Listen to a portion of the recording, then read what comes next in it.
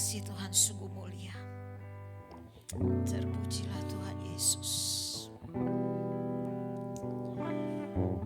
Oh Yesus, mari kita angkat pujian kita yang pertama. Kita mau bersujud dan berterima kasih kepada Tuhan untuk pengorbanan Tuhan, untuk kasih Tuhan di dalam kehidupan kita. Oh Yesus, Kau sungguh berharga dalam kehidupan kami, Yesus. Kami berterima kasih Tuhan. Oh haleluya, haleluya, haleluya. Oh Yesus, kasih Tuhan sungguh mulia, tulus dan sempurna mengasihiku, pengorbanan di Kalvari sungguh berharga, Kau tebus dosaku.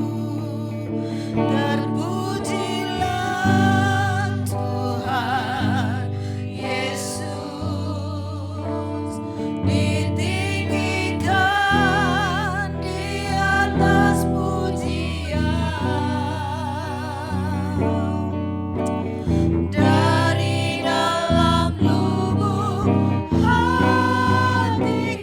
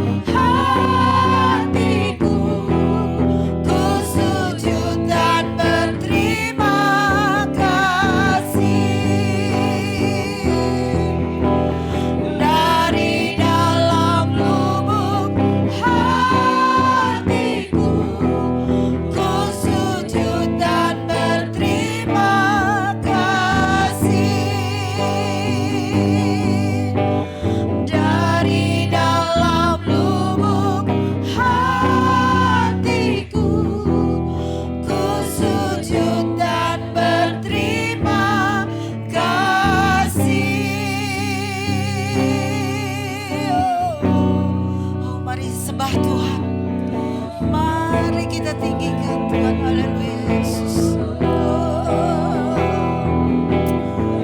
Yesus.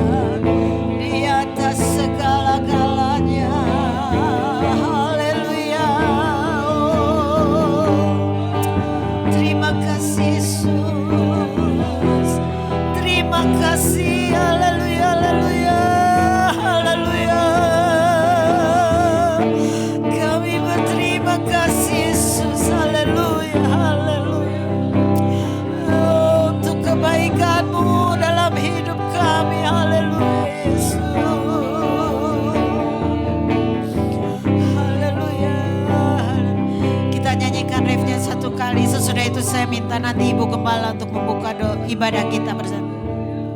Terpujilah Tuhan Yesus, ditinggikan di atas segalanya. Dari dalam lubuk hatiku, dari dalam lubuk hatiku, dan berterima kasih. Terpujilah Tuhan Yesus, ditinggikan di atas segalanya. Oh, dari dalam lubuk hatiku, dan berterima kasih. Dari dalam lubuk hatiku, dari dalam lubuk hatiku, ku sujud dan berterima kasih. Haleluya.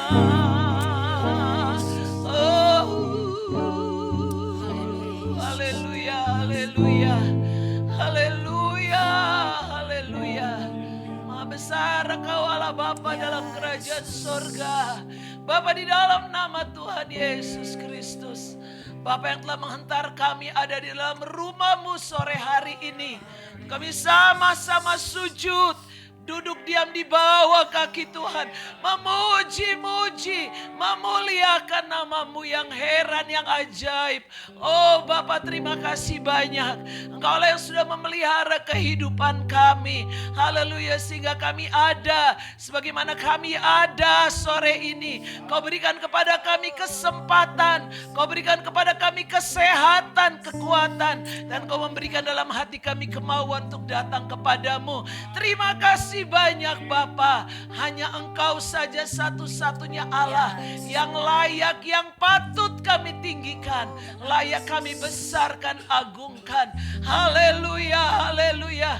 Kami mohon Kau menyucikan setiap hati kami, setiap kehidupan kami, supaya apa yang kami bawa pada sore ini, penyembahan kami Tuhan, itulah hidup kami sebagai korban sulung di hadapan Tuhan. Itu boleh berkenan di hati Tuhan, naik menjadi satu dupa yang harum, yang menyenangkan Engkau Bapa. Haleluya, kami tidak mempunyai apa-apa dalam diri kami yang cukup berarti dan cukup berharga, tapi kiranya Engkau Engkau menerima apa yang ada dalam kehidupan kami sebagai satu penyembahan yang hidup, yang kudus, yang berkenan bagi nama-Mu Tuhan. Haleluya, haleluya. Mari urapan Roh Kudus yang baru, yang segar dari sorga ada atas kami sekalian, terlebih atas hamba-hamba-Mu yang mengambil bagian dari awal sampai pada akhirnya ibadah kami Tuhan.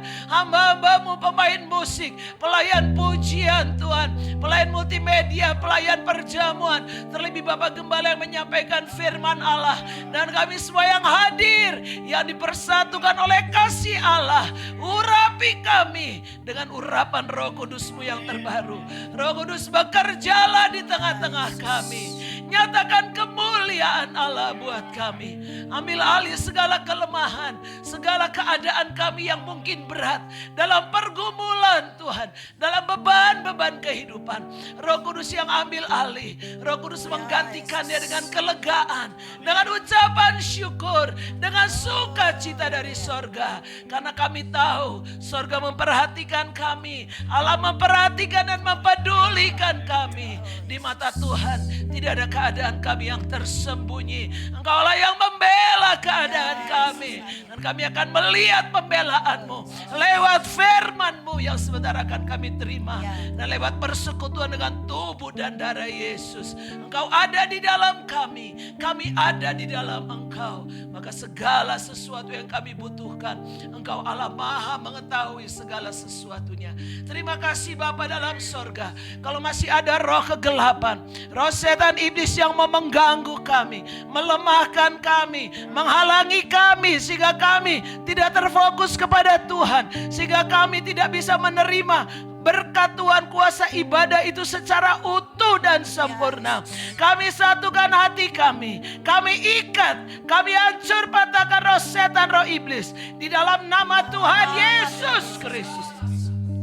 Darah Yesus yang berkuasa terhadap tubuh, jiwa, roh kami. Tuhan, kuasai kami semua dengan kuat kuasa roh Allah. Haleluya. Berikan kami roh pengertian, roh kelemah lembutan, supaya sungguh-sungguh firman Allah boleh kami terima. Dan berikan kami roh ketaatan kepada firman-Mu. Kuasa firman-Mu itu sungguh-sungguh mengubahkan kami, membangkitkan roh kami. Terima kasih Bapa, terpujilah nama-Mu kekal selama-lamanya. Dan hanya di dalam nama Tuhan Yesus Kristus, Gembala kami yang baik, Kepala Gereja mempelai pria yang mengasihi kami, kami sudah berdoa dan bersyukur. Haleluya, haleluya, amin. Shalom saudara-saudara yang kasih damai. Saya juga menyapa yang di rumah, shalom. Puji Tuhan. Kita mengingat kasih Tuhan yang begitu baik dalam kehidupan kita. Kita melihat di depan kita ada tubuh dan darah Kristus. Itu pengorbanan yang luar biasa yang Tuhan berikan bagi kita, sehingga kita tidak menanggung dosa lagi, karena sudah dibayar dengan lunas oleh Tuhan Yesus Kristus. Kita angkat pujian kita mau bawa serta dengan Allah dan jalan terus serta Yesus, karena Dialah segalanya bagi kita. Haleluya. Mari saya mengundang saudara untuk bangkit berdiri.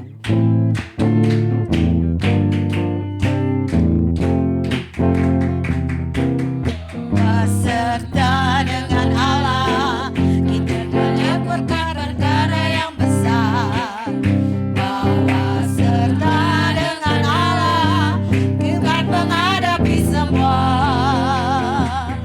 Allah akan menginjak-injak segala musuh kami.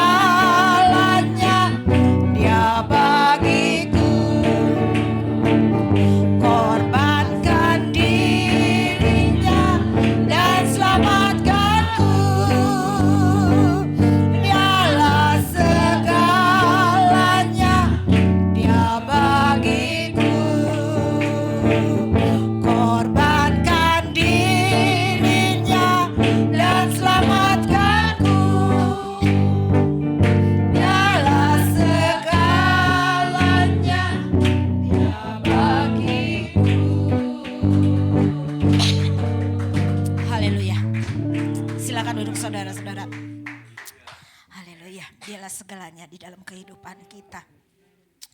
Dalam segala perkara besar dan kecil kita tahu ada Tuhan di samping kita. Dia memberikan kepada kita kelegaan, Dia menolong kita. Mari saudara, tiba saatnya kita akan memberikan persembahan syukur kita. Kita persiapkan yang terbaik bagi Tuhan. Sebelumnya saya minta saudara Yohana untuk berdoa. Mari kita berdoa. Allah Bapa kami yang dalam surga, terima kasih Bapa untuk hari ini. Bahwa kami tidak ada sebaik kami ada Bapa, hanya karena kemurahan kasih cintamu pada kami Bapa. Tiba saatnya Bapa, kami akan memberi persembahan kami. Kiranya Kau menyucikan, menguduskan, memberkati setiap tangan-tangan yang memberi Bapa. Kiranya persembahan kami ini Bapa dalam perluas pekerjaan-Mu di tempat ini Bapa.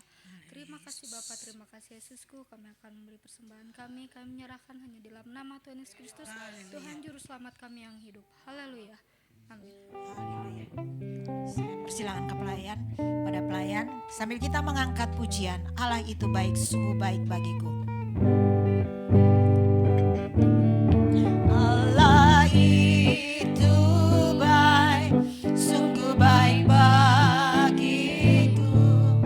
Ditunjukkannya kasih setianya. Dia menyediakan yang ku perlukan, menyatakan kebaikan, menyatakan kebaikan, menyatakan kebaikannya padaku. Kasih setianya tak pernah berubah, dulu, sekarang, dan selamanya. Ajaib kuasa di dalam namanya. Yesusku luar biasa. Kasih setianya tak pernah berubah, dulu, sekarang, dan selamanya. Ajaiblah kuasa di dalam namanya. Yesusku luar biasa. Yesusku luar biasa. Yesusku luar biasa. Haleluya. Tuhan Yesus memberkati apa yang saudara persembahkan bagi Tuhan di tempat ini. Haleluya. Tiba saatnya kita akan menerima kebenaran firman Tuhan. Mari saudara, kita mau katakan kepada Tuhan, bersyukur buat kasih Tuhan, untuk anugerah Tuhan. Kita tidak dapat membalas kebaikan Tuhan, tapi biarlah hidup kita untuk selalu menyenangkan hati Tuhan. Mari saudara, kita angkat pujian kita. Ku bersyukur buat kasih-Mu.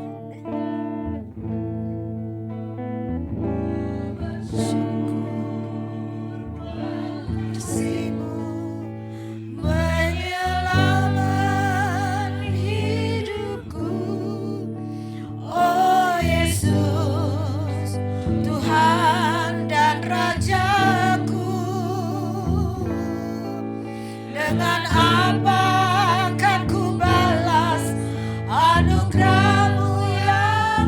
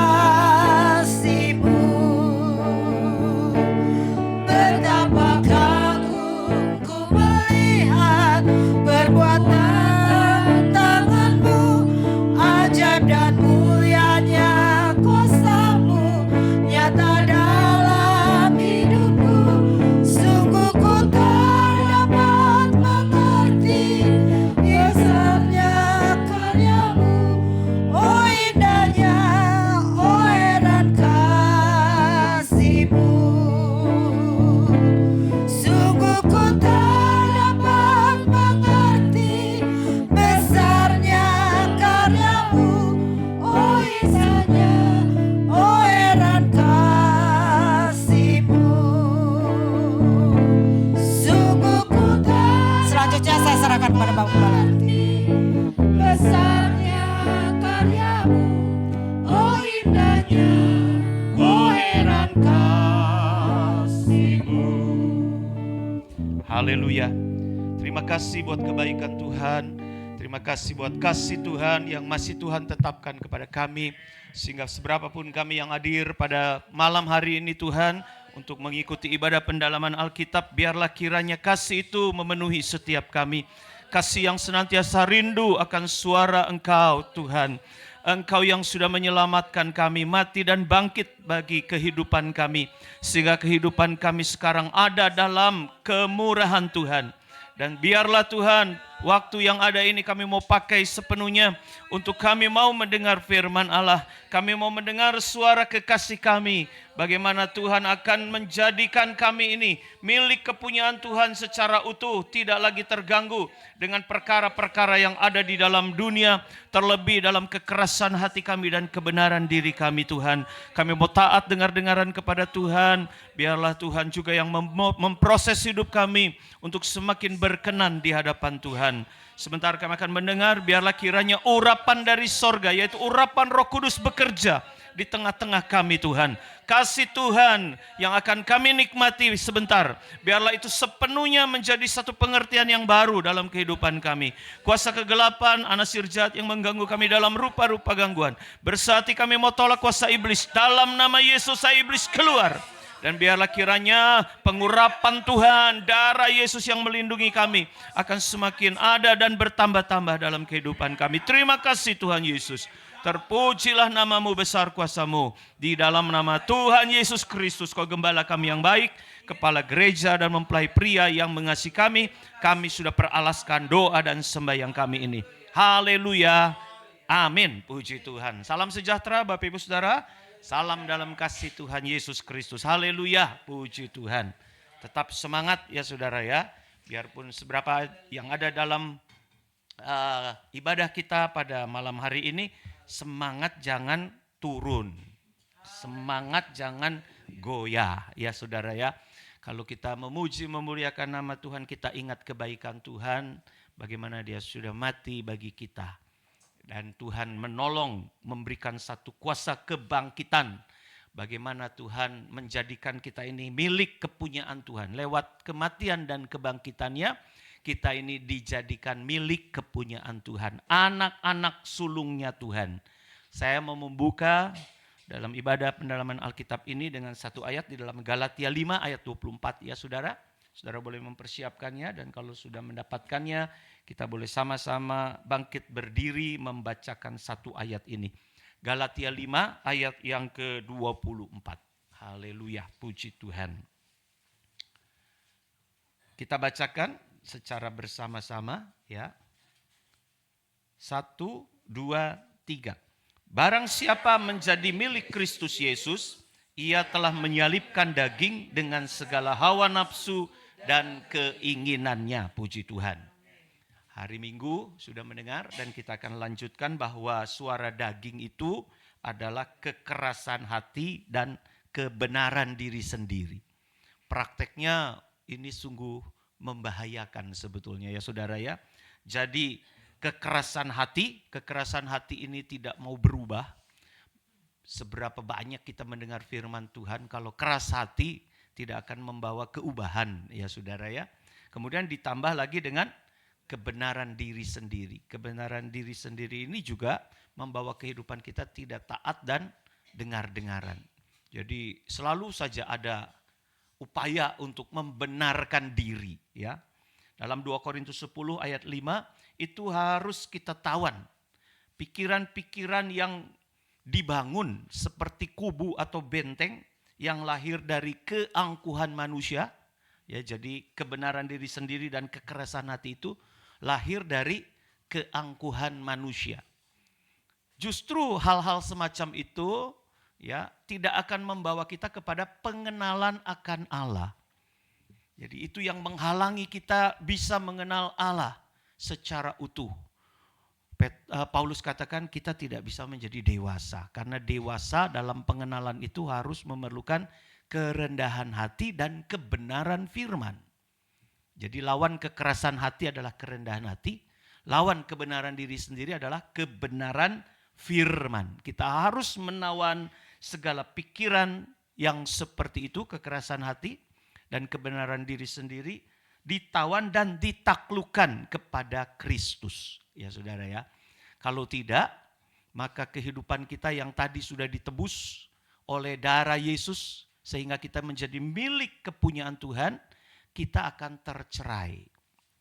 Tercerai dari kepemilikan, ya, kepemilikan yang disebut dengan anak sulung Israel itu adalah milik kepunyaan Tuhan.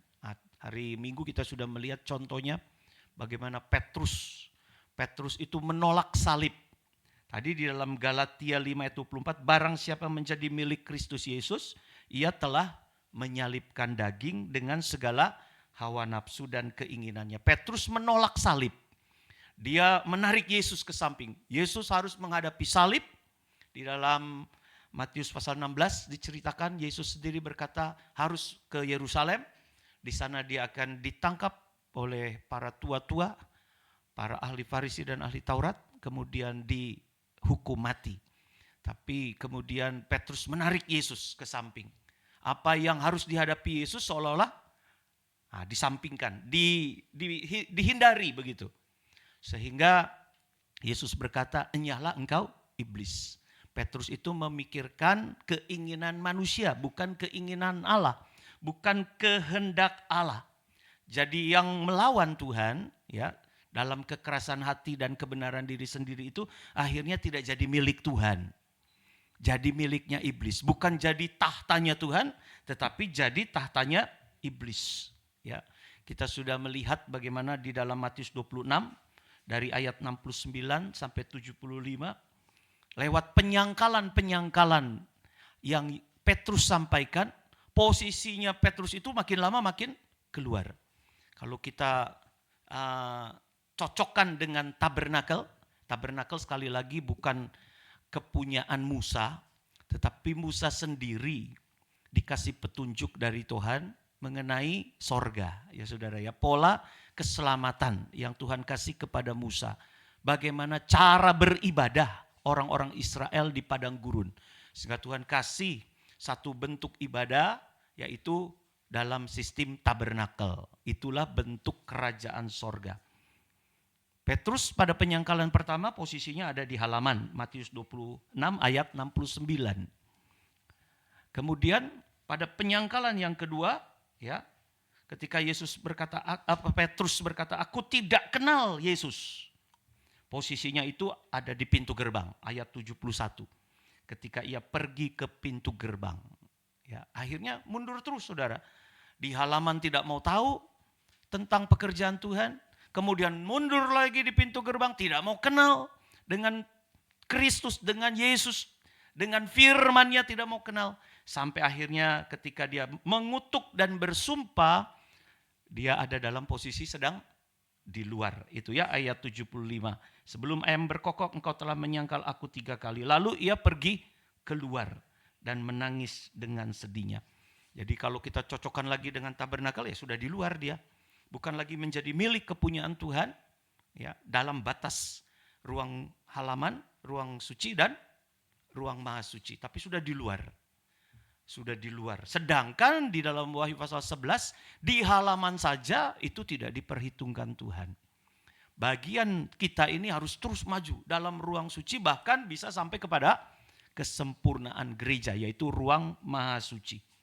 Jangan sampai kita tidak mau tahu sama pekerjaan Tuhan dan firman-Nya, kita tidak mau kenal, bahkan kemudian kita menyesali pengenalan kita, panggilan kita terhadap kita dari Tuhan, ya, kasih Tuhan.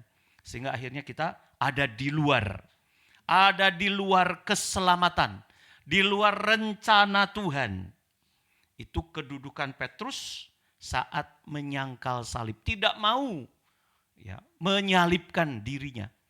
Padahal sekali lagi orang yang menjadi milik Tuhan harus menyalibkan daging, ya, beserta dengan keinginan dan hawa nafsunya. Puji Tuhan. Jadi biarlah menjadi satu Peringatan firman kepada kita, jangan sampai kita tidak mau memikul salib. Kalau kita menolak salib, nah itu nanti lama-lama menyangkal.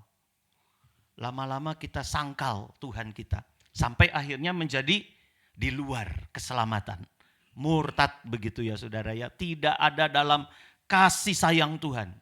Tidak mau lagi mempertahankan iman. Kalau sudah di luar seperti Petrus, itu sudah jadi miliknya iblis. Yohanes 8 ayat 44 jelas. Ya, iblis itu adalah pembunuh manusia sejak semula. Kemudian tidak hidup dalam kebenaran karena ia ada di dalam dusta. Ya, Yohanes 8 ayat 44. Iblislah yang menjadi bapamu dan kamu ingin melakukan keinginan-keinginan bapamu. Tidak mau melaksanakan keinginan Tuhan. Sedangkan keinginan Tuhan, ya tadi Galatia berapa? Mengatakan 5:24, kita harus menyalibkan daging kita. Jadi milik kepunyaan Tuhan. Ia adalah pembunuh manusia sejak semula dan tidak hidup dalam kebenaran. Tidak ada firman. Sebab di dalam dia tidak ada kebenaran. Apabila ia berkata dusta, ia berkata atas kehendaknya sendiri. Sebab ia adalah pendusta dan bapa segala dusta. Jadi kalau kita tidak mau menyerah kepada firman, kebenaran diri sendiri itu kuat, sama seperti iblis. Berkata atas kehendaknya sendiri. Ya jadi kalau Tuhan bilang, bapamu itu iblis. Ya, kalau kita ingin menyatakan keinginan-keinginan atau kehendak kita sendiri. Saudara, kita akan maju terus ciri-ciri daging yang tidak mau masuk dalam percikan darah. Atau ciri-ciri hidup daging kita yang menghindari salib. Seperti Yesus, seperti Petrus. Seperti Petrus ya. Matius 26 ayat 31 kita baca ya. Matius 26 ayat 31.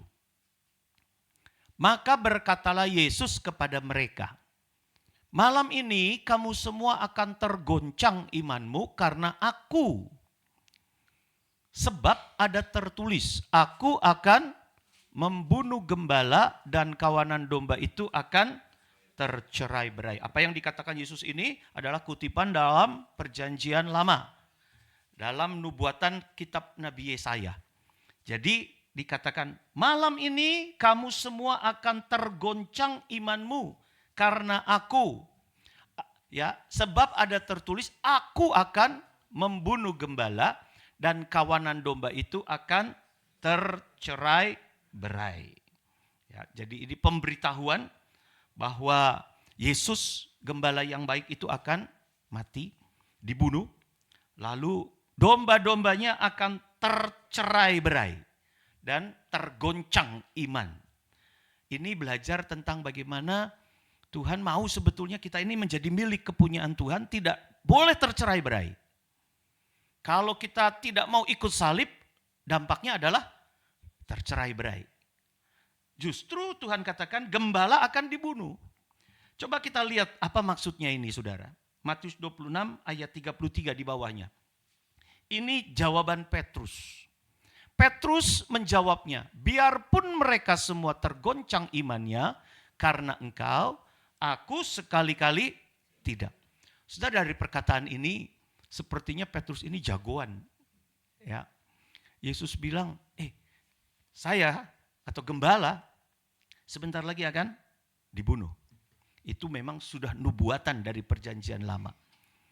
Dan sebagai dampak ketika saya mati, domba-domba akan tercerai. Murid-muridnya maksud Yesus akan tercerai. Di situ sepertinya Petrus ini gagah. Sepertinya dia itu gak akan terpengaruh begitu saudara.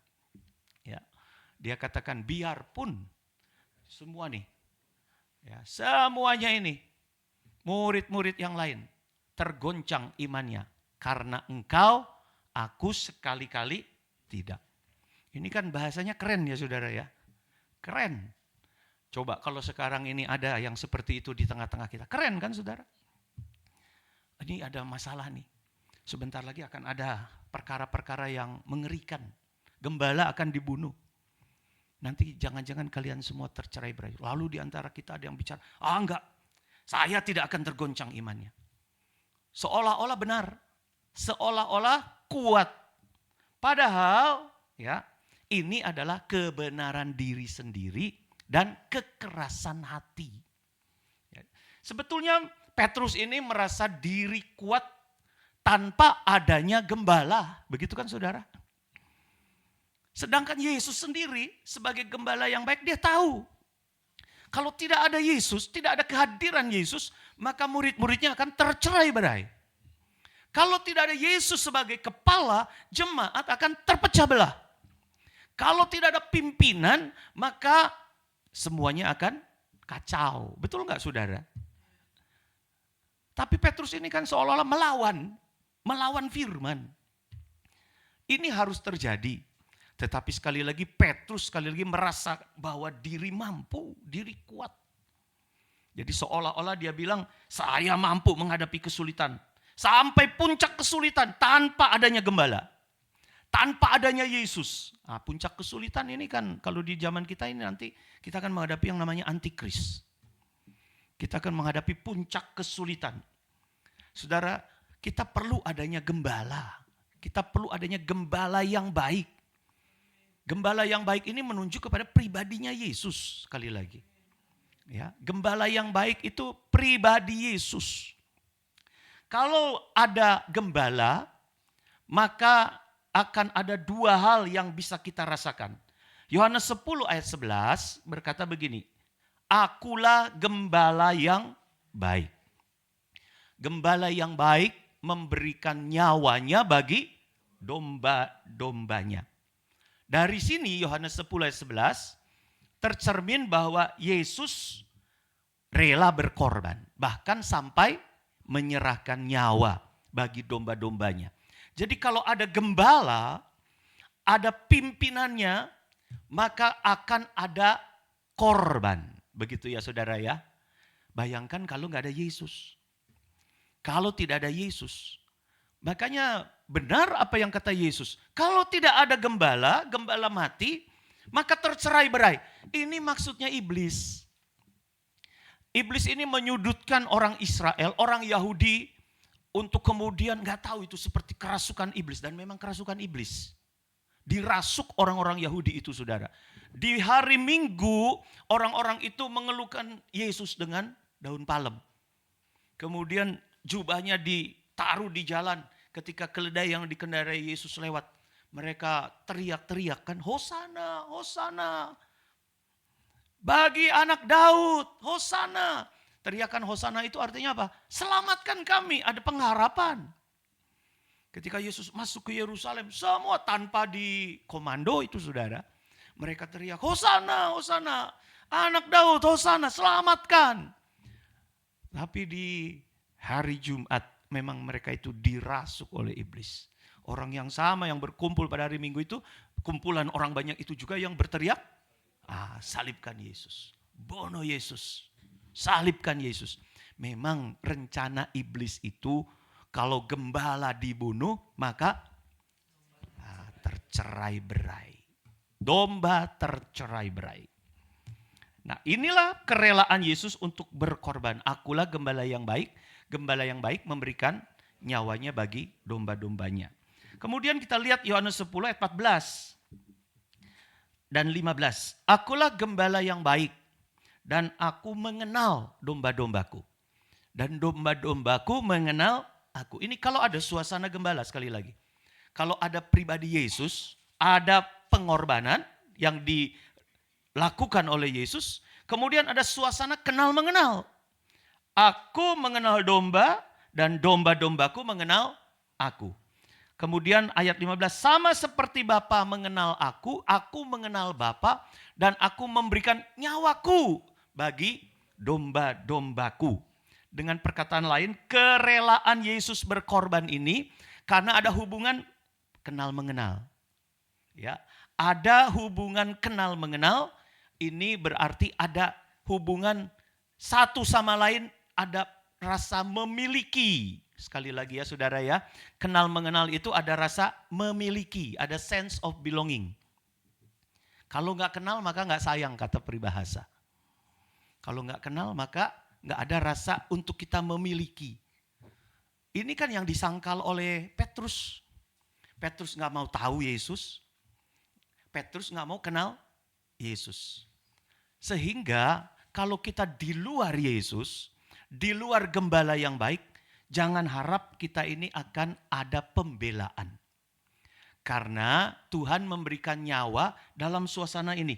Aku mengenal domba-dombaku dan domba-dombaku mengenal aku. Sama seperti Bapa mengenal aku dan aku mengenal Bapa. Ada korban di situ.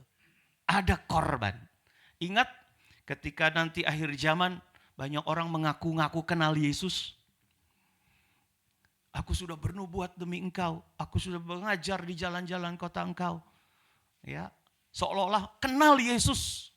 Tapi Tuhan katakan, dia terus terang. Dia akan bilang, aku tidak kenal kamu. Berarti tidak ada suasana korban atas hidup orang-orang yang di akhir zaman yang ingin kenal Tuhan tapi melakukan kejahatan. Sekali lagi Tuhan memberikan nyawa ini dalam kapasitas ada proses kenal dan mengenal. Ini yang disangkal Petrus. Jadi saudara mengerti ya betapa bahayanya sebetulnya penyangkalan yang dilakukan oleh Petrus. Karena suasana korban itu ada suasana kenal mengenal. Tuhan kenal domba dan domba-domba juga mengenal pribadi gembala. Ya, coba kita lihat lagi di dalam Mazmur 23 ayat 1. Ini juga dalam hal suasana yang ada gembala. Suasana yang memiliki penggembalaan. Mazmur 23 ayat 1. Tuhan adalah gembalaku. Ini terkenal sekali ayatnya. Tidak akan kekurangan aku. Bahkan ayat 5 berkata, engkau menyediakan hidangan bagiku di hadapan lawanku. Engkau mengurapi kepalaku dengan minyak, pialaku penuh melimpah. Nah dalam Mazmur ini ayat 23, Mazmur 23 ayat 1 dan 5, ini ada suara atau suasana pemeliharaan Tuhan. Tidak akan kekurangan dan Tuhan menyediakan hidangan. Artinya ada pemeliharaan Tuhan. Saudara, inilah suasana kalau ada gembala yang baik. Suasana pengorbanan, Yesus sebagai gembala yang baik itu berkorban bagi domba-dombanya. Kemudian ada suasana pemeliharaan Tuhan. Ada hidangan, ada berkat yang Tuhan kasih. Kalau ada gembala yang baik. Jadi kalau kita kembali lagi kepada satu pemberitahuan yang Yesus katakan kepada murid-muridnya, ya, malam ini kamu akan tergoncang imanmu karena aku. Sebab ada tertulis aku akan membunuh gembala dan kawanan domba itu akan tercerai-berai. Artinya sekali lagi kalau nggak ada suasana gembala yang memimpin, sudah selayaknya iman kita tergoncang, saudara. Karena yang pertama tadi, tidak ada korban yang akan membela kita. Yang kedua, tidak ada pemeliharaan dalam bentuk hidangan di hadapan kita. Kalau tidak ada gembala yang baik. Ini yang tidak disadari oleh Petrus. Petrus bilang, biarkan mereka tergoncang imannya. Kalau aku, sekali-kali tidak. Nah ini tidak menyadari kondisi dan situasi yang ada. Kalau tidak ada gembala. Saudara, dalam suasana penggembalaan kita, kalau kita tarik pengalaman Petrus dalam kehidupan kita sekarang bergereja, kita harus berdoa supaya di dalam penggembalaan kita ini ada hadirat gembala yang baik. Ada korban sehari-hari dan ada juga korban santapan. Korban sehari-hari itu adalah korban sembelihan, ya, dan korban santapan. Ini suasana kalau ada gembala yang baik. Kalau ada suasana Yesus yang hadir sebagai kepala, maka ada korban sembelihan dan korban santapan. Apa yang tadi dijelaskan di dalam Yohanes 10 dan Mazmur 23. Yang Yesus bilang bahwa kalau nanti satu saat gembala itu dibunuh, maka akan terjadi kegoncangan dan domba akan tercerai-berai. Memang sudah digenapi di atas kayu salib Golgota pada saat itu. Dan sempat murid-muridnya itu lari ke sana kemari, penuh dengan ketakutan. Dalam gereja, nubuatan ini akan juga terjadi, saudara. Karena di dalam Daniel 12 ayat 11, ini pun akan terjadi di masa-masa akhir daripada gereja Tuhan. Daniel 12 ayat 11 berkata begini, sejak dihentikannya korban sehari-hari, coba Daniel 12 ayat 11, sejak dihentikan korban sehari-hari dan ditegakkan dewa-dewa kekejian yang membinasakan itu, ada 1290 hari. Ini ada masa-masa nanti ya pembinasa keji atau puncak kesulitan akan dialami oleh seluruh bumi termasuk gereja Tuhan. Daniel 11 ayat 31 ya. Daniel 11 ayat 31 sebelumnya itu sudah dikasih peringatan. Tentaranya akan muncul. Tentara daripada antikris. Antikris ini nanti akan memakai seluruh pemerintahan yang ada. Dan lewat pemerintahan itu akan ada tentara-tentara yang memaksa. Mereka akan menajiskan tempat kudus. Benteng itu. Menghapuskan korban sehari-hari. Dan menegakkan kekejian yang membinasakan. Saudara, memang kalau sekarang kita lihat ada beberapa pemerintah di dunia ya yang tidak membiarkan kekristenan ada di negaranya. Memang kekristenan ada yang ditindas. Kita bersyukur kalau di Indonesia ini kekristenan masih bebas. Kekristenan masih diizinkan untuk beribadah. Walaupun ada beberapa yang dipersulit ya, tapi itu bukan pemerintah langsung yang membuat satu aturan. Ada saja yang tidak suka kan? Baik itu dari unsur pemerintah atau sekitar kita. Itu masih berupa oknum. Belum ada, kita bersyukur dan kita harus berdoa untuk pemerintah kita. Bagaimana kesejahteraan kota tempat kita tinggal. Kesejahteraan kota tempat kita tinggal itu juga kesejahteraan bagi kita untuk bisa beribadah. Tapi memang tidak dapat dipungkiri bahwa firman Allah nanti akan sampai kepada puncak kesulitan. Kalau tentaranya akan muncul, seluruh pemerintah-pemerintah di dunia ini tunduk kepada antikris, semuanya nanti akan dipaksa. Akan dinajiskan tempat kudus, kemudian menghapuskan korban sehari-hari. Coba mundur lagi Daniel 9 ayat 27. Mundur lagi Daniel 9 ayat 27. Raja itu akan membuat perjanjian itu menjadi berat bagi banyak orang. Selama 1 kali 7 masa. Ini ada 7 masa yang terakhir nanti yang akan dihadapi. Sebelum kedatangan Yesus yang kedua kali. Pada pertengahan 7 masa itu ia akan menghentikan korban sembelihan dan korban santapan. Tadi ingat Yohanes 10 dan Mazmur 23. Kalau ada gembala yang baik maka ada korban. Yesus berkorban. Gembala yang baik itu berkorban bagi domba-domba. Ya, Mazmur 23 ada korban santapan. Ada hidangan yang disediakan dalam kapasitas pemeliharaan gembala yang baik. Nanti ada 7 masa, di tengah-tengahnya berarti 3,5 ya saudara. 3,5 tahun itu akan dihentikan secara paksa korban sembelihan dan korban santapan. Dan di atas sayap kekejian akan datang yang membinasakan sampai pemusnahan yang telah ditetapkan menimpa yang membinasakan itu. Ada gambarnya mungkin sekilas ya bisa kita lihat. Supaya kita bersiap-siap. Karena Yesus sendiri katakan kalau gembala dibunuh. Ingat ketika gembala dibunuh berarti sama identik dengan suasana tanpa adanya korban sehari-hari. Korban sehari-hari itu adalah korban sembelihan dan korban santapan. Saudara, kalau kita sekarang ini bisa beribadah, apa yang kita lakukan inilah korban sehari-hari. Dalam suasana penggembalaan ada yang namanya korban Yesus. Korban sembelihan. Pembelaan Tuhan lewat kematian dan kebangkitannya. Lalu ada korban santapan lewat apa? Kita bisa menikmati firman Tuhan. Itulah santapan bagi kita. Kekuatan bagi tubuh, jiwa, dan roh kita. Kalau kita bisa bertahan sampai saat ini, saudara, itu karena firman Tuhan.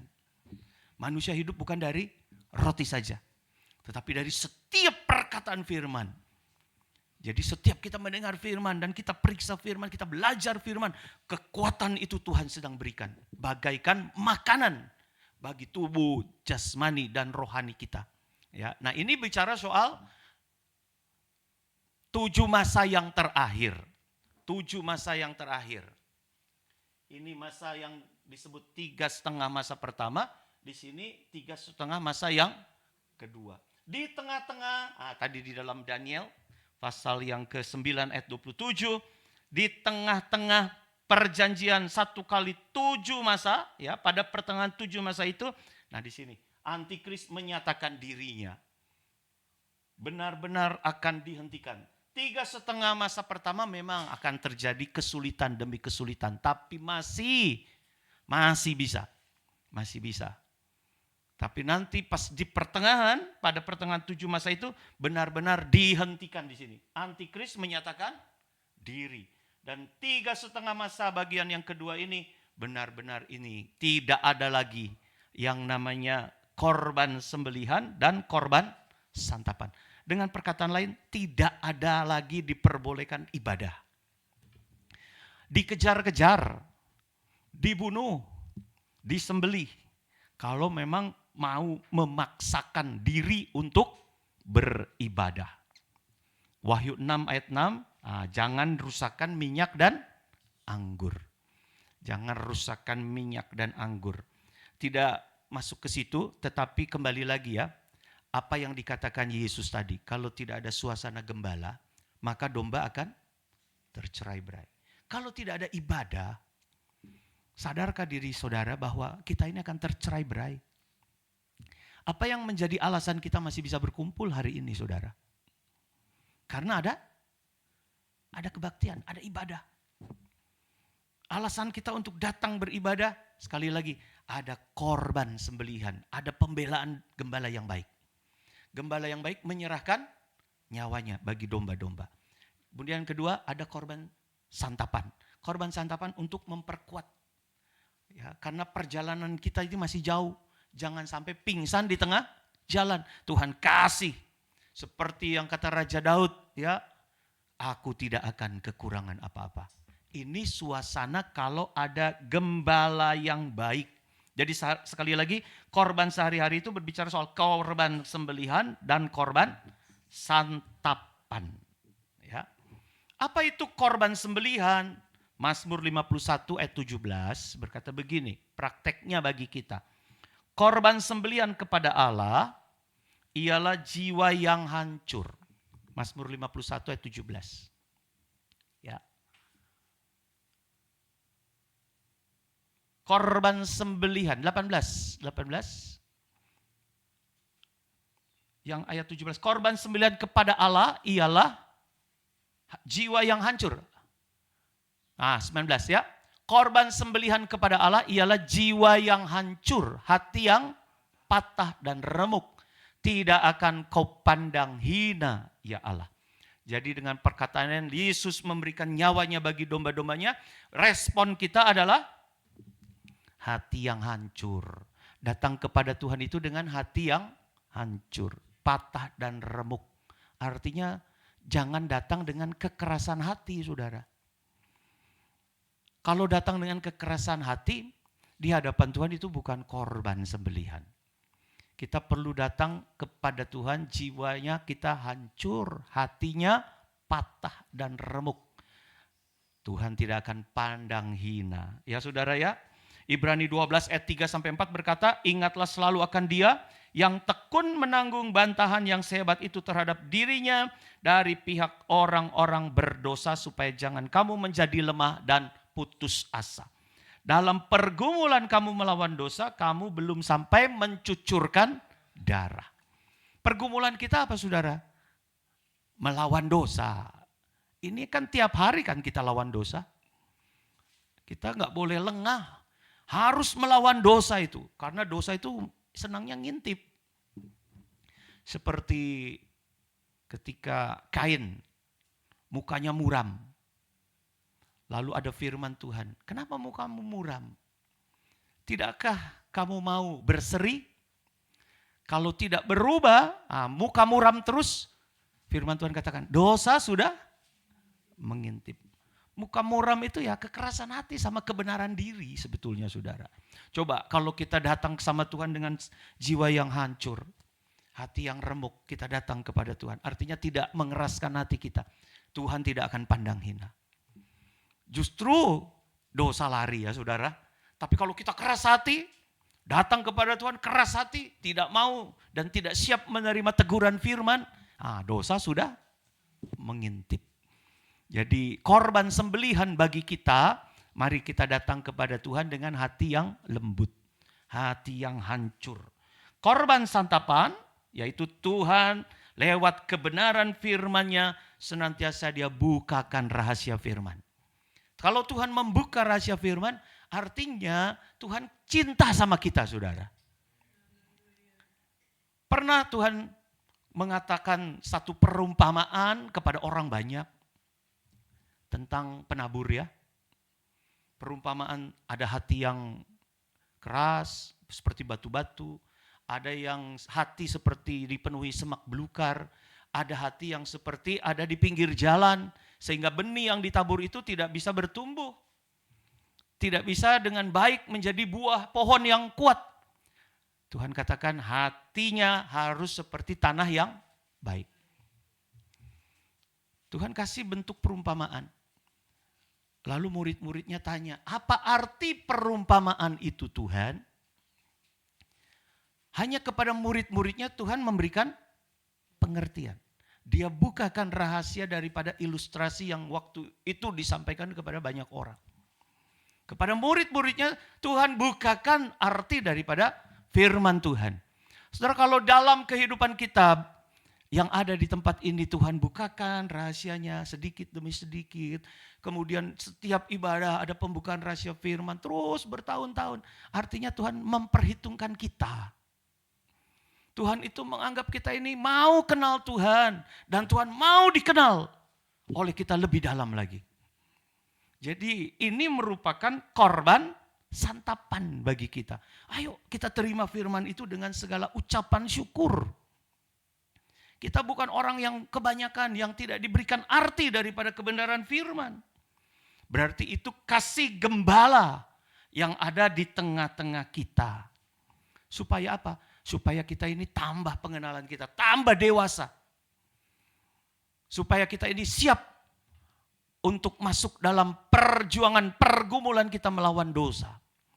Sehingga milik kepunyaan Tuhan itu nanti akan menjadi satu bentuk yang benar-benar ya permanen dalam hidup kita. Tuhan mengenal siapa milik kepunyaannya.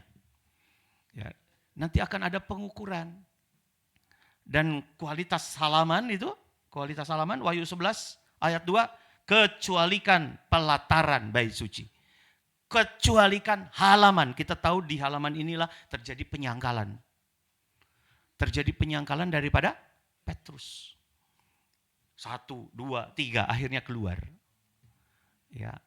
Karena yang ada di halaman ini ya masih pengenalannya belum maksimal. Tuhan mau kita ini makin lama makin kenal, makin kuat pengenalan kita sehingga iman kita itu teguh, kuat.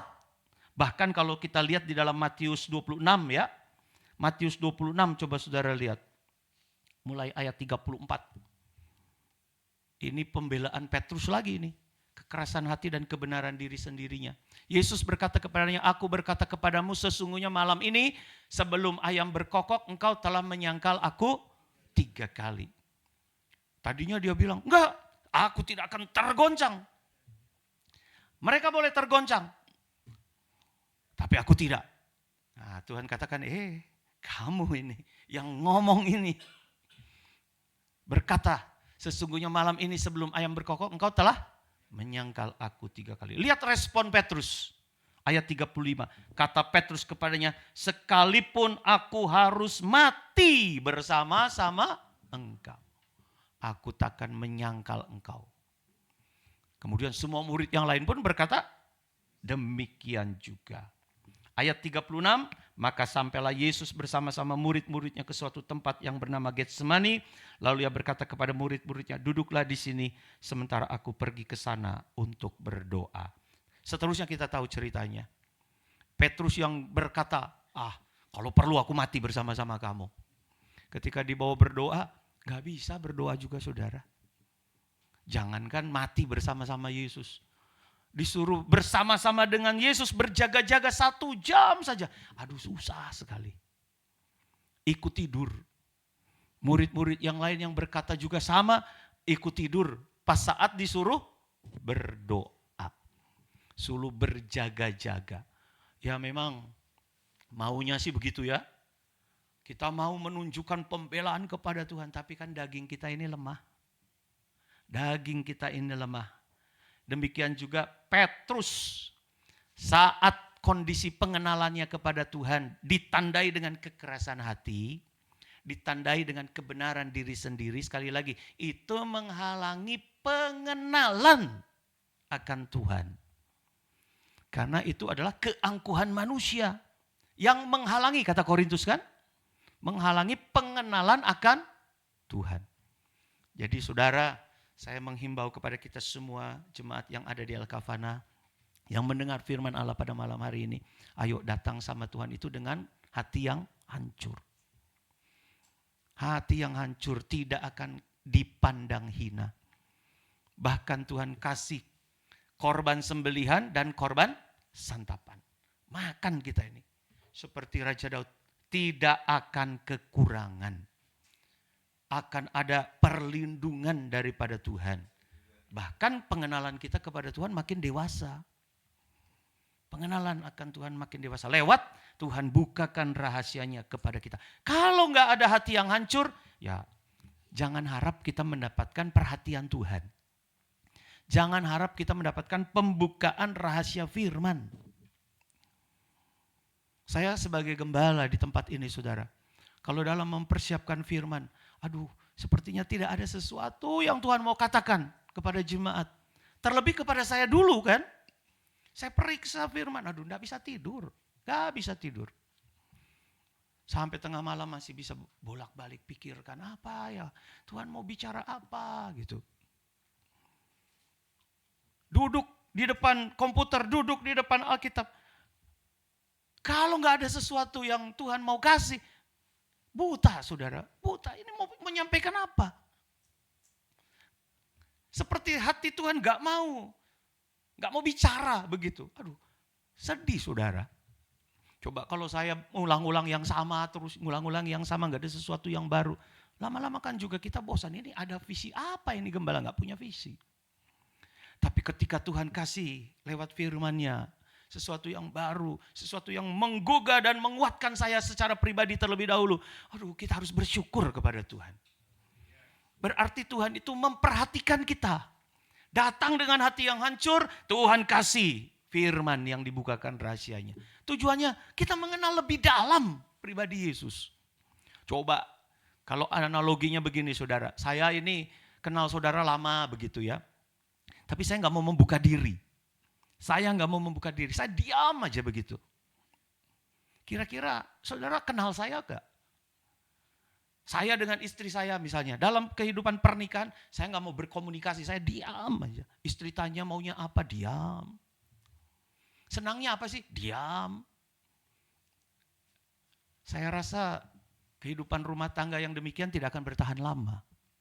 Tidak ada komunikasi, tidak ada pengenalan yang jauh lebih dalam. Demikian juga hubungan kita dengan Tuhan. Harus ada yang namanya komunikasi, kenal mengenal. Kenal mengenal dan sampai akhirnya menjadi milik kepunyaan. Lewat apa? Firman Allah kita bisa mengenal Tuhan lebih dalam. Jadi ayo ada semangat dalam hidup kita untuk mengenal Tuhan lebih dalam. Untuk bisa lebih dalam lagi memperdalam firman Tuhan. Belajar lagi lebih dalam. Sampai nanti kita lihat, oh Tuhan, Kalau sudah kenal Tuhan, semuanya ini sampah sebetulnya saudara. Yang kita mau kejar di dalam dunia, cita-cita apa saja yang mau kita kejar, sampah sebetulnya. Dibanding dengan kita bisa mengenal pribadi Tuhan. Seperti Rasul Paulus, aduh semuanya ini sampah. Ketika kita mengenal, ketika dia mengenal pribadinya Yesus, semuanya itu dia menjadi sampah. Lalu apa yang terjadi? Dia berlari-lari. Ada semangat baru, dia berlari-lari kepada tujuan. Tahu tujuan kita kemana. Pengiringan kita tujuannya kemana. Kalau kita nggak tahu tujuan pengiringan kita kemana, ya itu lari di tempat akhirnya. Lari terus di tempat. Lari sih lari, tapi putar-putar. Gak tahu ini arahnya mau kemana ini. Beribadah di El Kafana mau kemana ini. Sudah ikut terus ikut saja. Tapi tidak ada pengenalan, ya, seperti Petrus. Tapi puji Tuhan, ya, puji Tuhan. Kalau kita lihat ada kasih Tuhan, ada kasih Tuhan. Matius 26, coba saudara lihat ayat 34-35 ya, Matius 26 ayat 34-35. Yesus berkata kepadanya, aku berkata kepadamu, sesungguhnya malam ini sebelum ayam berkokok engkau telah menyangkal aku 3 kali. Kata Petrus kepadanya, sekalipun aku harus mati bersama-sama engkau, aku takkan menyangkal engkau. Semua yang lain pun berkata demikian. Untung, ya, kalau saudara lihat kemudian kasih Tuhan, wajahnya Yesus itu Tuhan kasih kepada Petrus. Ketika Petrus menyangkal, ketika Petrus kemudian akhirnya sadar, ada Yesus memandang, ya. Yesus memandang kepada Petrus. Mazmur 17 ayat 15. Biarlah ini juga menjadi sebuah kerinduan kita malam ini. Banyak perkara mungkin yang selama ini dalam pengiringan kita kepada Tuhan kurang di mata Tuhan. Tapi malam ini biarlah kasih Tuhan memandang kita. Mazmur 17 ayat 15 ya. Tetapi aku dalam kebenaran akan kupandang wajahmu. Dan pada waktu bangun aku akan menjadi puas dengan rupamu. Biarlah kasih Tuhan juga diberikan kepada kita. Karena lewat pandangan wajah kasih Tuhan, ada kepuasan yang Tuhan kasih kepada kita. Pandangan wajah Tuhan ini kalau saudara lihat, ini yang setiap minggu di akhir kebaktian selalu diucapkan dalam doa berkat. Bilangan 6, coba saudara lihat. Ya, pandangan kasih Tuhan. Bilangan 6 ayat 24, Tuhan memberkati engkau dan melindungi engkau. Tuhan menyinari engkau dengan wajahnya dan memberi engkau kasih karunia.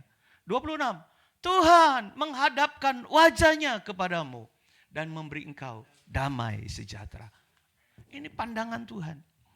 Saat Tuhan memandang Petrus yang penuh dengan penyesalan, dia sudah menyangkal Tuhan. Ini pandangan Tuhan ya. Menyinari lagi. Dia kasih lagi kasih karunia-Nya. Dia hadapkan wajahnya lagi kepada Petrus dan memberi dia damai sejahtera. Malam ini juga saudara mari ya, kita mau membangkitkan hidup kita, membangkitkan dan dorong jiwa kita untuk bisa memandang Tuhan. Nanti pas kasih sayang Tuhan ya, kasih sayang Tuhan, wajah Tuhan. Dia tidak akan menyembunyikan wajahnya kepada kita untuk memberikan damai sejahtera. Sekarang kita lihat bagaimana Tuhan mengembalikan posisi daripada Petrus. Yohanes 21.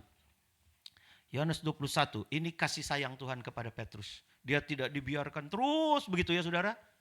Kalau Yudas memang dibiarkan akhirnya kan. Tapi kalau Petrus lihat, ya karena dia datang dengan hati yang sedih. Dengan hati yang hancur, Tuhan tidak pandang hina. Yohanes 21 ayat 1. Kemudian Yesus menampakkan diri lagi kepada murid-muridnya di pantai Danau Tiberias. Dan ia menampakkan diri sebagai berikut. Di pantai itu berkumpul Simon Petrus, Thomas yang disebut Didimus, Nathanael dari Kana yang di Galilea, anak-anak Zebedeus, dan 2 orang muridnya yang lain. Kata Simon Petrus kepada mereka, aku pergi menangkap ikan. Kata mereka kepadanya, kami pergi juga dengan engkau. Mereka berangkat lalu naik perahu, tetapi malam itu mereka tidak menangkap apa-apa. Sekarang kita lihat ayat yang keempat. Ketika hari mulai siang, Yesus berdiri di pantai. Akan tetapi murid-murid itu tidak tahu bahwa itu adalah Yesus. Kata Yesus kepada mereka, "Hai anak-anak, adakah kamu mempunyai lauk pauk?" Jawab mereka, "Tidak ada." Kira-kira ketika Yesus berkata, "Hai anak-anak, adakah kamu mempunyai lauk pauk?" Tahu nggak Yesus bahwa pekerjaan mereka sia-sia, saudara? Tahu. Ya, ini untuk menguji kira-kira mereka gimana nih, jujur nggak?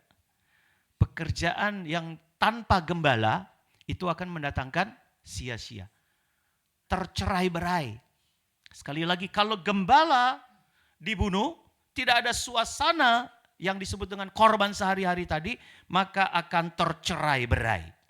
Mereka kembali ke profesi lama sebagai penjala ikan. Padahal Tuhan katakan, ayo dalam panggilan kamu akan kujadikan penjala jiwa, penjala manusia.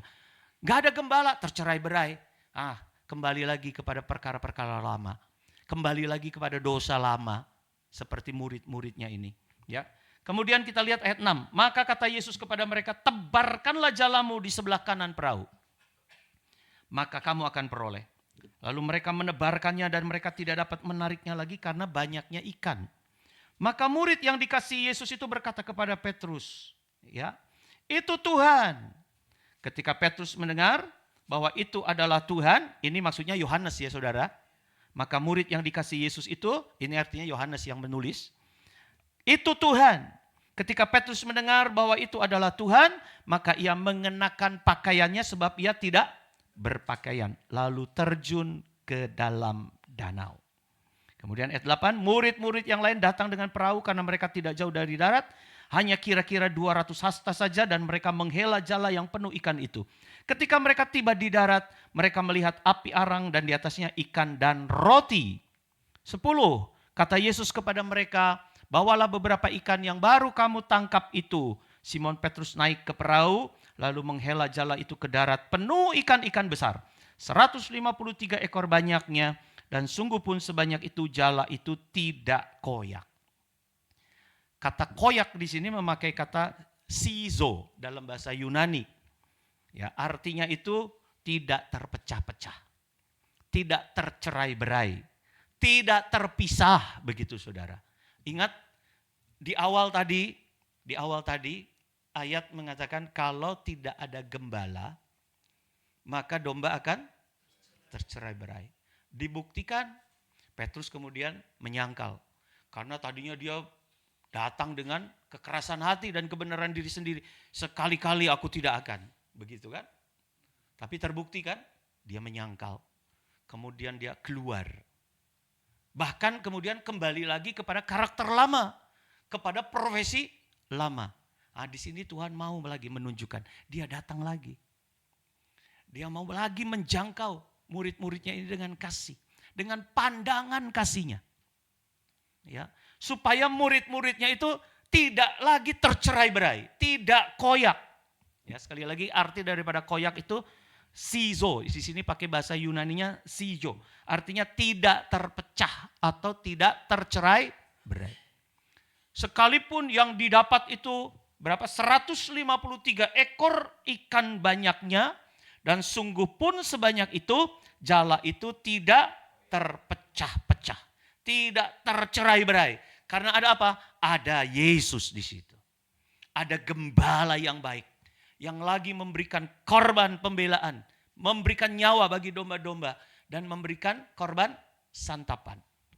Jadi dalam perhimpunan kita, dalam penggembalaan kita, kita perlu memperhatikan kehadiran Yesus sebagai gembala yang baik. Kalau tanpa Yesus, maka perkumpulan kita ini perkumpulan yang tidak bisa bertahan lama, saudara. Perkumpulan yang tercerai-berai. Tidak lama pasti. Semua orang punya keinginannya sendiri. Tiap orang ini punya kekerasan hati dan kebenaran diri sendiri. Semuanya tidak terkendali kalau tidak ada suasana Yesus sebagai gembala yang baik ada di tengah-tengah kita. Pasti cepat atau lambat akan koyak. Jala kita ini akan koyak. Sekali lagi Tuhan datang untuk mempersatukan kita. Supaya kita tidak koyak. Ya, arti daripada bahasa Yunani yang tadi dibilang sizo itu juga bisa artinya itu tercemar. Ya, selain koyak, bisa juga arti lainnya adalah tercemar. Tuhan datang kepada kita, suasana gembala ada di tengah-tengah kita, supaya perkumpulan kita pun tidak tercemar. Ya, ada pribadi Yesus yang menjaga. Ada pribadi Tuhan yang membela kita. Ya, demikian juga dalam kita suasana kita ibadah harus tetap mengandalkan Yesus sebagai gembala yang baik.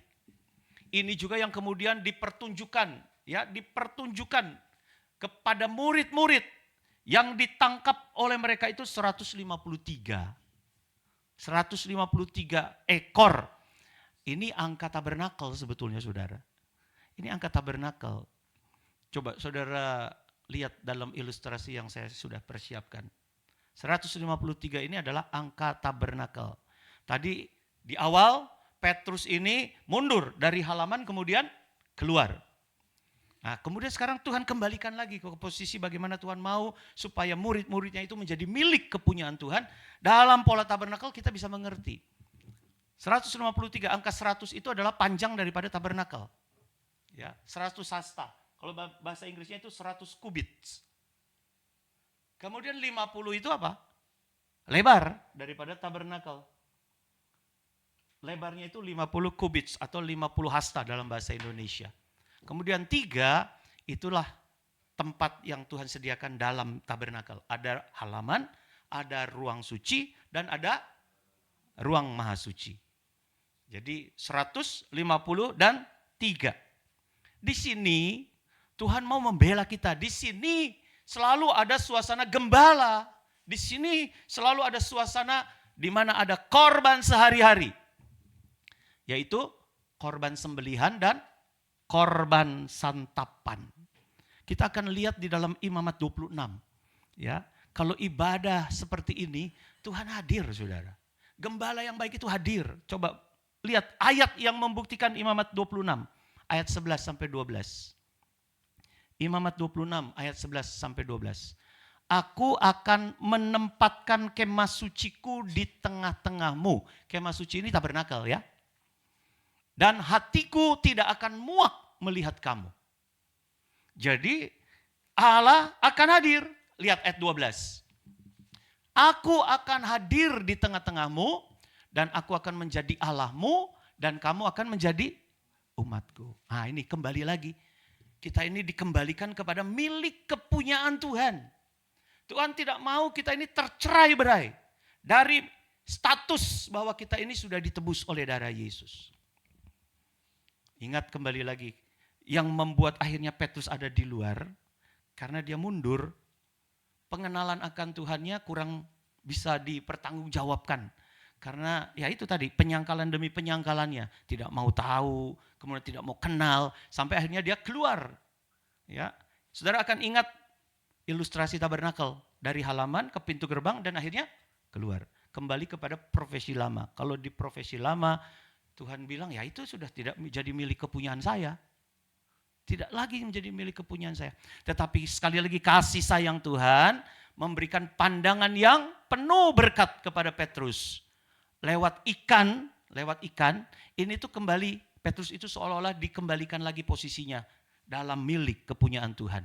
Aku akan hadir di tengah-tengahmu dan aku akan menjadi Allahmu dan kamu akan menjadi umatku. Jadi dalam suasana tabernakel, kembali lagi kepada kata-kata tadi ya, aku akan menempatkan kemah suciku. Itu dalam bahasa ya, bahasa artinya kamu akan dilindungi di tengah-tengah kemah suci. Aku akan menempatkan kemah suciku di tengah-tengahmu, artinya ada dalam perlindungan Tuhan. Ya, ada dalam perlindungan Tuhan. Ditempatkan ini, ya saudara lihat, aku akan menempatkan. Menempatkan dalam bahasa Ibraninya, dalam bahasa asli kitab sucinya, itu pakai kata Natan. Menempatkan itu namanya Natan. Ada siapa saudara-saudara yang punya nama Natan? Ya. Aku akan menempatkan. Nah, kata menempatkan memakai kata Natan. Dalam pengertian adalah to be put, ya, atau to be put upon, dikenakan begitu saudara, dikenakan. Tuhan akan mengenakan kemah suci di tengah-tengah kita supaya aku tidak muak. Muak dalam bahasa Ibraninya memakai kata ga,al. G-A,A-L. Gaal. Gaal itu apa? Supaya kamu tidak dikeluarkan. Dimuntahkan keluar. Itu kata gaal. Jadi supaya Allah tidak mengeluarkan Tuhan, mengeluarkan kita. Jadi akhirnya terpisah begitu ya saudara. Supaya aku tidak muak atau tidak memuntahkan engkau, maka aku akan mengenakan kemah suciku. Ya. Dalam sistem tabernakel ini, sekali lagi gembala itu akan datang. Hadirat Tuhan itu akan memenuhi setiap kita. Jadi kalau kita ini di tempat ini kita belajar terus tentang tabernakel ya saudara ya. Bukan untuk kita kok beda dari yang lain, enggak. Kita mau belajar tentang bagaimana Tuhan memberikan pola keselamatan kepada bangsa Israel. Dan Tuhan juga mau memberikan pola itu kepada kita. Karena tabernakel, kemah suci itu bukti bahwa Tuhan ada di tengah-tengah kita. Dan hati Tuhan itu tidak akan muak melihat kita. Memang mungkin banyak aturannya, memang banyak sekali sepertinya kok jalannya sempit. Ya memang kalau ikut Tuhan itu, ya tadi disebutkan siapa yang jadi milik Tuhan itu memang harus menyalipkan daging dan segala keinginan hawa nafsunya. Maka kehadiran Yesus sebagai gembala yang baik, dia akan membela kita. Saat antikris datang, kesulitan akan datang. Gembala itu yang akan melindungi kita. Gembala yang baik itu yang akan membela kita. Puji Tuhan. Saya persilakan hamba Tuhan yang melayani musik untuk kita bersama-sama masuk dalam perjamuan suci. Tuhan tolong kita memberikan pengertian lebih mendalam lagi. Sampai di rumah saudara renungkan firman Allah. Baca lagi ayat-ayat yang tadi saudara-saudara catat. Untuk nanti Roh Kudus sendiri yang akan memberikan pengertian lebih dalam. Sehingga pengenalan kita kepada Tuhan akan semakin dewasa. Saya terbatas dalam berkata-kata, saya terbatas dalam menjelaskan. Biarlah Roh Kudus, sumber hikmat itu memberikan pengertian yang jauh lagi mendalam kepada setiap kita. Puji Tuhan. Selidiki hatiku dengan kuasa firman-Mu.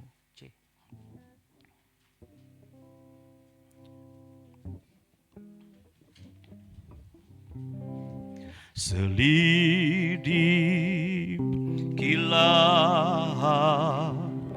hatiku.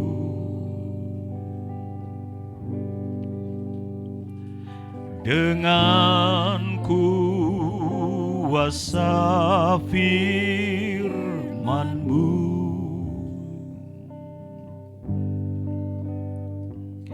perbarui hati dan rohku, agar ku layak kepadamu. Di atas mezbah-Mu Tuhan, di atas mezbah-Mu Tuhan,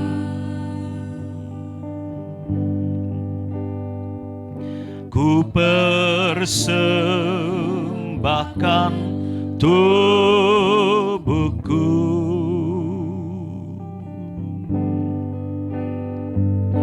Terimalah penyerahanku, segenap tubuh, jiwa, dan rohku. Beri tanda di tubuhku, beri tanda di tubuhku, sebagai milik-Mu Tuhan, sebagai kepunyaan-Mu sendiri. Oh, ku rindu untuk menjadi mempelai perempuan-Mu, cinta Engkau Yesus selamanya. Beri tanda di tubuhku, beri tanda di tubuhku sebagai milik-Mu Tuhan, sebagai kepunyaan-Mu sendiri.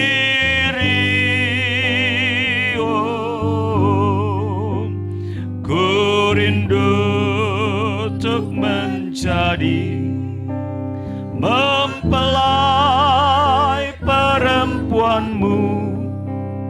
Ku cinta Engkau Yesus selamanya.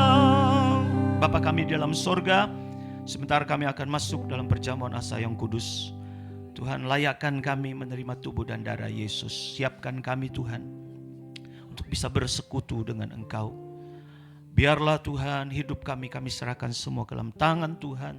Tuhan yang sudah menyerahkan nyawa bagi kami, domba-domba kesayangan-Mu. Biarlah lewat perjamuan suci kami bisa mengenal Tuhan lebih dalam lagi. Engkau ada bersama-sama kami ada bersama-sama dengan Tuhan. Terima kasih sehingga perkara-perkara najis, perkara-perkara yang tidak berkenan dapat kami singkirkan bersama-sama dengan Tuhan. Kami bisa melawan dosa karena Tuhan ada bersama-sama dengan kami. Roh Kudus dan firman-Mu ada di dalam kami, dan tubuh dan darah Yesus itulah menjadi bukti dalam kematian dan kebangkitan yang boleh kami rasakan. Terima kasih Tuhan. Terpujilah nama-Mu, besar kuasa-Mu di dalam nama Tuhan Yesus Kristus. Kami siap untuk menerima tubuh dan darah Yesus. Beri tanda di tubuhku sebagai milik-Mu Tuhan. Beri tanda di tubuhku. Nanti hamba Tuhan yang melayani perjamuan, saya persilakan untuk membagikan tubuh dan darah Yesus. Saudara, mari kita sama-sama bangkit berdiri. Sebagai kepunyaan-Mu sendiri. Oh, ku rindu untuk menjadi mempelai perempuan-Mu. Ku cinta Engkau Yesus selamanya. Beri tanda di tubuhku, beri tanda di tubuhku sebagai milik-Mu Tuhan, sebagai kepunyaan-Mu sendiri. Oh, ku rindu untuk menjadi mempelai perempuan-Mu. Ku cinta Engkau Yesus selamanya.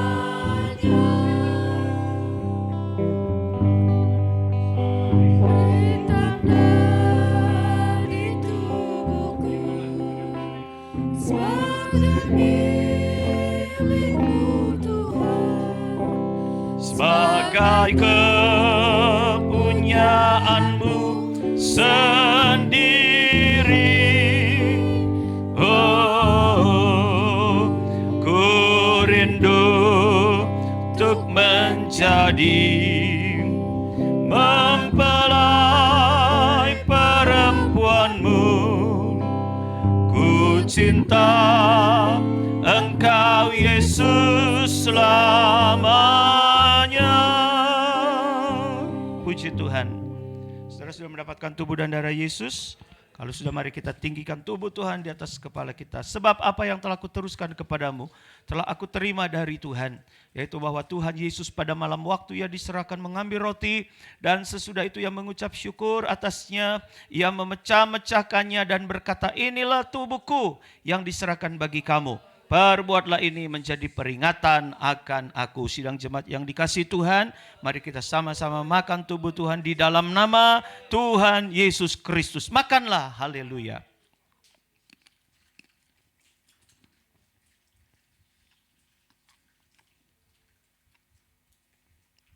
Puji Tuhan, haleluya. Kita tinggikan darah Yesus di atas kepala kita. Demikian juga ia mengambil cawan sesudah makan lalu berkata, cawan ini adalah perjanjian baru yang dimeteraikan oleh darahku. Perbuatlah ini setiap kali kamu meminumnya menjadi peringatan akan aku. Sebab setiap kali kamu makan roti ini dan minum cawan ini, kamu memberitakan kematian Tuhan sampai ia datang. Sedang jemaat yang dikasihi Tuhan, mari kita bersama-sama minum darah Yesus di dalam nama Tuhan Yesus Kristus. Minumlah, haleluya. Puji Tuhan, kita mengucap syukur kepada Tuhan. Haleluya, haleluya, haleluya. Terima kasih Tuhan, haleluya, haleluya. Syukur,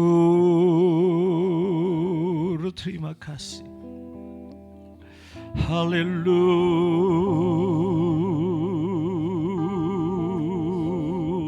haleluya. Haleluya, haleluya, haleluya, haleluya. Oh, terima kasih Tuhan, terima kasih. Terima kasih buat korban Yesus. Terima kasih buat keselamatan bagi kami Tuhan. Terima kasih, terima kasih, terima kasih. Terima kasih Tuhan, terima kasih, terima kasih. Terima kasih Engkau ada di dalam kami. Engkau hebat Tuhan, hebat, ajaib Tuhan, ajaib. Yesus terlebih besar. Yesus terlebih besar di dalamku, di dalamku.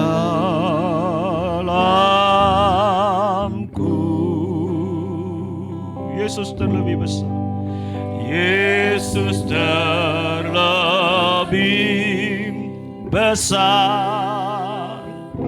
Yesus terlebih besar di dalamku selama-lamanya. Terima kasih Tuhan buat kebaikan Tuhan. Terima kasih buat firman Allah yang sudah Tuhan berikan kepada kami. Memastikan kehidupan kami ada dalam kasih sayang Tuhan. Kami adalah milik kepunyaan Tuhan. Di mana Engkau gembala yang baik ada di tengah-tengah kami. Engkau rela mengorbankan nyawa bagi kami Tuhan. Dan biarlah suasana itu terus kami boleh rasakan di mana ada korban Yesus di tengah-tengah ibadah kami. Di mana ada korban Yesus yang selalu melindungi kami. Di mana ada darah Yesus yang selalu membuat kami berlayak di hadapan Tuhan. Demikian juga Tuhan, terima kasih. Lewat suasana gembala yang baik ada di tengah-tengah kami. Kami tidak akan pernah kekurangan. Kami selalu disediakan makanan firman Allah. Sehingga kehidupan kami, pengenalan kami kepada Tuhan akan terus bertumbuh. Biar kami Tuhan ada semangat untuk bisa mengenal Tuhan lebih dalam. Jangan biarkan kami tercerai-berai. Jangan biarkan kami tidak menganggap penting kehadiran Engkau sebagai gembala yang baik di tengah-tengah kami. Sehingga kehidupan kami tidak koyak, kasih kami tidak koyak di hadapan Tuhan. Tetap kami ada dalam pemandangan Tuhan. Tuhan tidak muak dalam segala pelayanan kami. Karena kami mau seturut kehendak Tuhan, berjalan bersama Tuhan sesuai dengan firman Allah. Ampuni segala dosa salah kami Tuhan. Ampuni kekurangan kami yang selama ini mungkin menganggap remeh kehadiran Tuhan. Biarlah pada saat ini lewat kebenaran firman-Mu kami mau tunduk. Kami mau bersehati. Kami ada di tengah-tengah kasih Tuhan. Tuhan selalu ada di tengah-tengah kami. Itu bukti kasih Tuhan kepada setiap kami. Untuk kami dipersatukan. Terima kasih Tuhan. Sampai Tuhan datang kembali. Kami dijemput ke atas awan-awan yang permai. Bersama-sama dengan Tuhan sampai selama-lamanya. Terima kasih. Terima kasih Tuhan buat keselamatan yang Tuhan berikan kepada setiap kami. Sebentar kami akan berpisah satu sama lain berserta dengan kami yang Tuhan. Yang jauh yang dekat tibakan selamat dalam rumah tangga kami masing-masing dengan tidak kurang suatu apapun. Kumpulkan kami di lain kesempatan untuk kami juga bersama-sama lagi menikmati kasih Tuhan. Terpujilah namamu, besar kuasamu. Seluruh yang melayani pada saat ini Tuhan berkati. Seluruh yang sudah menerima tubuh dan darah Yesus, kami percaya Tuhan ada di tengah-tengah kami, hadir untuk memberkati kami. Terima kasih, dalam nama Tuhan Yesus kami sudah pohonkan doa sembahyang kami. Haleluya. Mari angkat tangan imanmu. Tuhan memberkati engkau dan melindungi engkau. Tuhan menyinari engkau dengan wajahnya dan memberi engkau kasih karunia. Tuhan menghadapkan wajahnya kepadamu dan memberi engkau damai sejahtera. Maka saudara-saudaraku yang kekasih, pulanglah dengan membawa berkat firman Allah. Anugerah Allah Bapa, kasih dan sayang Tuhan Yesus Kristus di dalam persekutuan Roh Kudus kiranya boleh menjadi milik bagianmu malam ini, esok, bahkan sampai selama-lamanya. Kita aminkan bersama. Amin.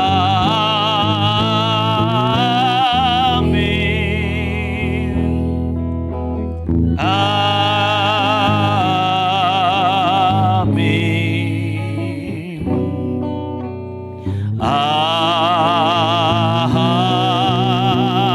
Amin.